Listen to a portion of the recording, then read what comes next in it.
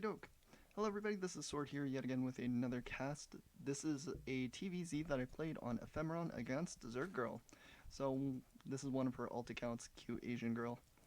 And we are going to start this game off. So I actually don't remember what happened in this game. It's been a really long time since I played some of these replays that I've saved, but I figured if it's against the streamer, you know what? I kind of want to save it. I always watch the VOD from my opponent's point of view if I get to go against the streamer just to see their thoughts on the matchup, how the game was played out, and things like that.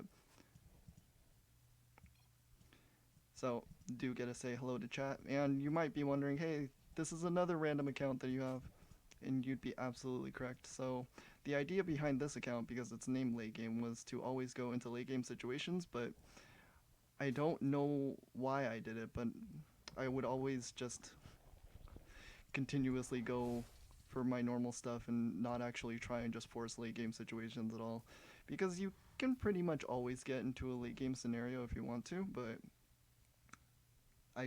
I'm more comfortable when I constantly do harassment and stuff.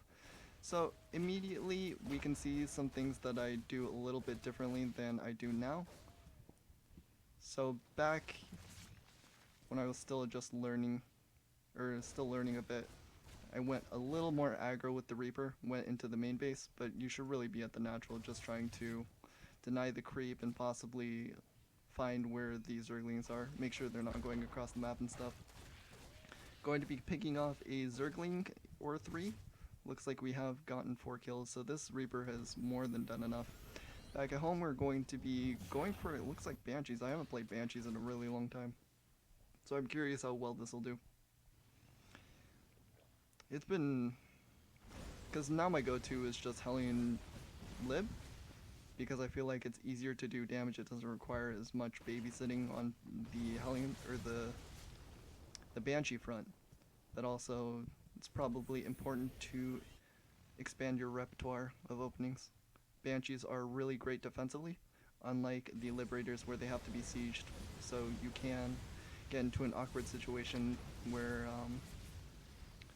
Ravagers will do a lot against them. So going to be going into the natural. It looks like ZergGirl already has a Spore Crawler up, and that was the worst damage ever. Oh my god, what? Oh god, that was really bad. Okay, so hopefully the second Liberator will do okay, but gosh, that Banshee did nothing. We have been denying a little bit of creep spread, so that's good on that front, but only going to be getting a single drone kill here. Denying a little bit of creep in the main base, killing another drone I was transferring. If I was just at the third, there's no creep tumors here. So maybe I should start flying the Banshees into the thirds from now on, if I go for this again. Because I should definitely start opening Banshee every once in a while. I also open up with a tank opening. I really don't do that anymore either. I think I really should start because they're so good defensively. This medevac job is coming in at a 7-minute mark. It feels a little bit slow. I feel like it should probably hit like 6:30 or something like that. Going to be unloading the Marines in a fairly safe spot here. And getting our +1/+1 on the way as well. Combat shields are on the way, and we are going to be trying to pick off any transferring drones here. Still no creep connecting the two bases, and looks like ZergGirl is going to be going for a Hydra Link Bane composition, going to be picking off a Queen, which is really nice at this stage in the game. Also trying to kill off any units that we can that are trying to group up here. Medevacs pick up and get away. Wouldn't mind just unloading over here to just try and poke in, possibly kill some of the drones at the lower side. One thing that ZergGirl does really well whenever I played her is that she is really good about gooping up bases, so always have to make sure that you try and send a few Marines before you try and secure an expansion, because she's almost guaranteed to have an Overlord creeping stuff up. So another drop is going to be coming into the natural. There is going to be a Spore Crawler, so I'm probably going to have to be careful of that. I don't actually know if I do. Floating a nice 900 minerals because I'm great at the game. And my +2/+2 feels like it's a little bit late here too. Going to be getting a couple of drones. So far we've killed a nice 12 this game. Looks like I was able to remember the spore crawler there and dropped into a nice position. Looks like the hydralisks are not going to be able to handle this on their own. Few zerglings and banelings come in, and we do get a decent amount of damage, but my main concern is this 1000 mineral bank. Looks like this medevac still hasn't decided to re-drop off. ZergGirl almost caught it with this little force here, but not quite. A few zerglings are going to be coming in here, not really going to be able to do too much. I wouldn't have minded myself fighting this because I think we probably could have killed it. The Hydras don't have any upgrades and we're almost at +2/+2 with our Marines. The medevac is going to be getting a little bit too close and going to be flying directly into spore crawler range, and because of the poor control, really not going to be able to get too much more. Killed another drone for a total of 23 drones killed, and in terms of supply we're ahead and our upgrades should be ahead as well. Looks like she has +2 attack, so, and she only has +0 on her armor. I don't think she has any, yeah, she doesn't have any Hydra upgrades as of yet. She is going into lair, or hive I should say, and that's one thing she also does very well. She attacks very quickly into ultralisks normally. So I just realized that the base is going to be gooped up over here. Bases started at my third, but this is super late. The command center should be landed at around 10 minutes if you're going to be doing an expanding type of Terran play.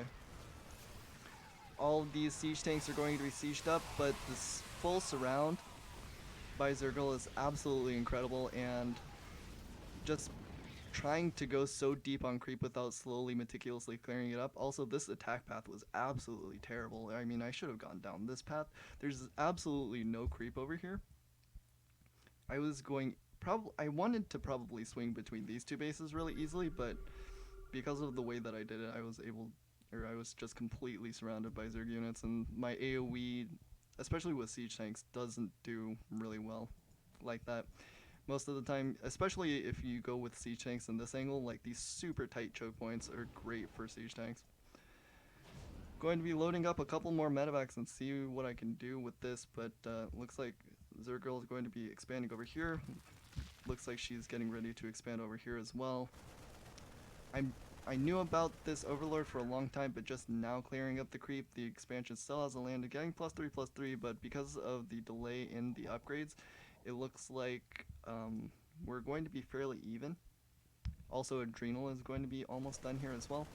The drop over here is nice, but really doesn't get too much done. Only unload half of it, and also only lose one Marine. I think I was preoccupied with this drop as well. I've been trying to do a lot more two-prong stuff, and I'm getting a lot more comfortable with it. It's just still very difficult to execute. Looks like I finally get back over to the macro side, but this drop is really not going to be doing too much. It looks like I was trying to stop and then continued to drop and then stopped and dropped, and I don't know what that was, but it wasn't very good. This still isn't a planetary. I have 31 SCVs on this base, like no SCVs on this base. At this point in the game, I should probably be expanding to my 5th base as well here. And we're still floating a good 1,000 minerals. In terms of supply, we're a little bit ahead, but she's about to get into her ultralisk tech, and that's where we're gonna run into some issues. We do have an additional 3 barracks that aren't producing anything because we're maxed out, but it is going to be nice nice to produce the Marauders. But we're still only building siege tanks, and at this point I would really like to be building mines instead. And also look at this 15 out of 16 over here as well. Going to be clearing up that ultralisk, and the banelings are going to try and come in here, but not going to be able to do too well. These spore crawlers are doing so much work against my medevacs because I'm not controlling very well. It's actually incredible. Ultralisk going to get a few more kills, and ZergGirl's vision is absolutely incredible. The overlords that goop up the bases also have a dual purpose of knowing how much economy your opponent has. Would have liked to see one more over here, but this is kind of an attack path as well, so it's more likely to get sniped off. I don't know why I dropped a mule right here. I think I might have messed up. Probably tried to scan something and then messed up the hotkeys. Because I'm definitely not in a position to man a mule. And generally I don't.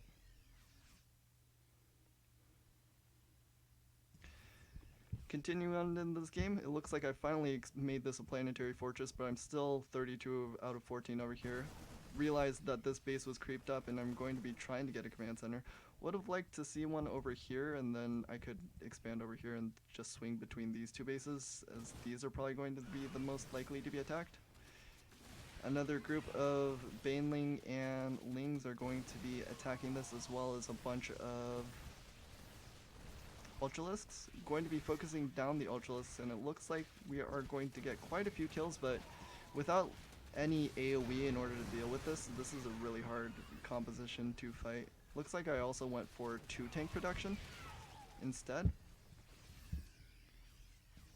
And tanks just, they're good against the Hydras, but really not great against the Ultralisks.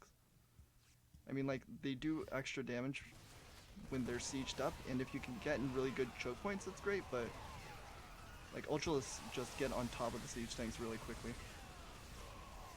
And it looks like we're probably going to be able to clear up this engagement because it's off of creep.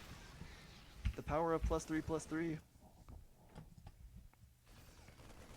It was kind of an anti-timing for her. If she just waited another 40 seconds, then it could have gone a lot differently. Finally get this base saturated. Still have 32 out of 8 on this base because I'm really good at the game. Looks like this base was cancelled or possibly killed. I don't exactly know. Going to be getting on top of this hatchery, but there is just so many Zerglings. Banelings look like they're kind of hitting tanks as well. And actually with this reinforcement, we could probably kill this base. Just pull the Marines back. Okay, that's fine. Not really, but that's fine. Oh lord. Okay, so it looks like I'm floating the planetary or my orbital from my main base over here. And with the reinforcing Ultralisks, this army is not going to be able to do it. ZergGirl is just now re-expanding over here, sends a nice amount of drones, wouldn't mind this base or her retaking this base as well. Corruptors are going to be thrown into the mix. Does she have a greater spire? Yes, it is on the way. So probably going to be transitioning into Brood Lords here as well. See, this is the attack path that I should have been using a lot earlier into the game because again, there's no creep. All the units are coming in here and the blinding clouds are really good. You need to be kiting against Ultralisks with heavy Marauder compositions. The pathing on some of the Marauders was kind of funky, so they kind of ran into it instead of going behind the orbital like I wanted it to. And with this force, I don't think I can actually do it, but we're so low on money because my expanding has been really, really bad this game. Again, like, I don't think I looked at my third at all. Like, so many SCVs. So bad. ZergGirl is getting mined out as well, but she is expanding a little bit. Would have, again, liked to see this base. If we can deny this base, then we might be okay. It's just the composition that we're going to be kind of like pigeonholed into is kind of bad. Really want to see these sieged up, and these could be in a better sieged up location, possibly like right next to the wall here. And I kind of stemmed. I'm not a big fan of this. And beautiful blinding cloud gets right on top of the Marine Marauder. I'm kiting back into the tanks, but with no medevacs, all these units are pretty much just dead weight. No way to save them, and I just tap out because I'm actually not too sure. In terms of army supply, we're a little bit down, but I still had 1,000 minerals in the bank, so I could have tried to pull something out of my hat. I think it was just I was uncomfortable with the situation, and I'm really not good in late game situations, and once they get Ultralisks, I'm like super uncomfortable.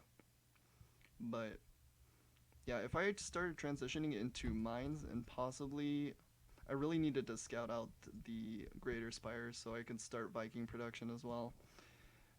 How many corruptors does she have? It looks like she just converted all the corruptors into broodlords, so she doesn't have any left. So any amount of Vikings would have been great.